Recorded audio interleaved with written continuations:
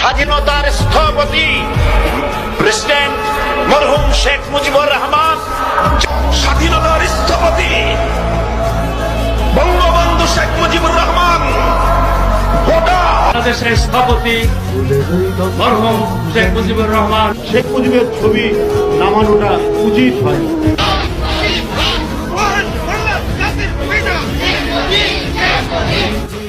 মানে বাংলাদেশ বঙ্গবন্ধু একটা স্বাধীন দেশ, যার জন্ম না হলে আমি সেনাবাহিনী প্রধান হতে পারতাম না, যার জন্ম না হলে রাষ্ট্রপতি হতে পারতাম না, যার জন্ম না হলে এই সংসদের বক্তব্য দিতে পারতাম না।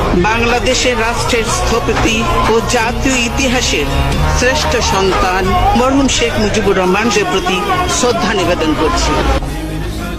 দা ভিঞ্চির মোনালিসা দুইবার রাখতে পারবে না। 7ই মার্চ সমগ্র বিশ্বে একবারই ওই ভাষণ ওভাবেই যাবে। ওই ভাষণ বঙ্গবন্ধু শেখ মুজিবুর রহমান বাংলাদেশের সমস্ত আপামর জনতার সম্পদ, ঠিক কিনা?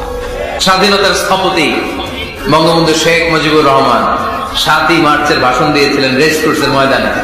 ওই ভাষণ আজ কুয়ার ভিতরে নিতে চান খালি আওয়ামী লীগের নেতা। কিসের আওয়ামী লীগের নেতা? বঙ্গবন্ধু এ জাতির 18 কোটি মুসলমান, হিন্দু, বৌদ্ধ, খ্রিস্টান সকলের নেতা। এক নেতা এক দেশ, বঙ্গবন্ধু বাংলাদেশ।